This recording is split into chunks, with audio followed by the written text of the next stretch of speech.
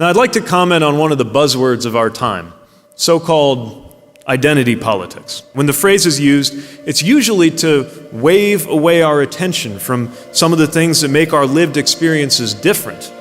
It is true that each of us could see in our own identity all the reasons we're misunderstood and then say, "You don't understand me because you haven't walked in my shoes."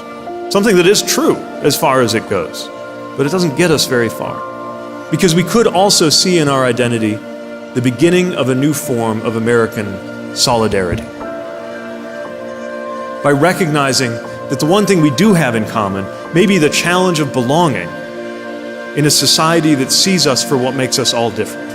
I may be a part of the LGBTQ community, but being a gay man doesn't even tell me what it's like to be a trans woman of color in that same community, let alone an undocumented mother of four or a disabled veteran or a displaced auto worker.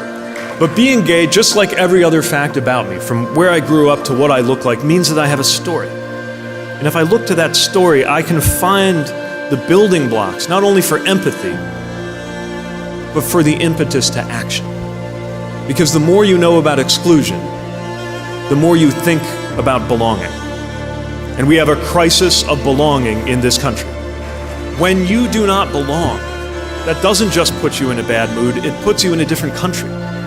When black women are dying from maternal complications at triple the rate of white women, it means for the purposes of public health, they are living in a different country. When an auto worker, 12 years into their career, is no longer sure how to provide for their family, they're not part of the country we think of ourselves as all living in together. Or when a disabled person is discriminated against in employment opportunities, it is as though he is in a different country than the rest of us. Let's tear down the walls that went up to keep black families out of white neighborhoods with consequences for educational and health inequality as well as for income. Let's tear down the fences between women and the economy and that level playing field everyone's talking about. Let's tear down the walls around our democracy put up by politicians who came to the conclusion that their side will win if fewer people can vote. Tear down the fencing off of more and more of our economy from organizing. Because big corporations shouldn't need a safe space away from workers' rights in order to compete and thrive in American democratic capitalism. The struggle for freedom and fairness and a better life reaches far beyond our experience, but our experience arms us with empathy, and it fills us with the energy to get this done. In different ways, every American struggles to experience true freedom. Every American needs real security.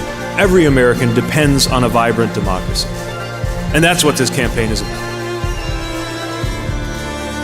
So I'm ready to use my story, my energy, my alliances, and yes, my privilege, to throw myself into tearing down those walls.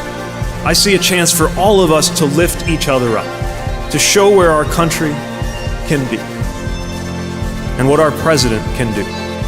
And I am filled, even now, with hope.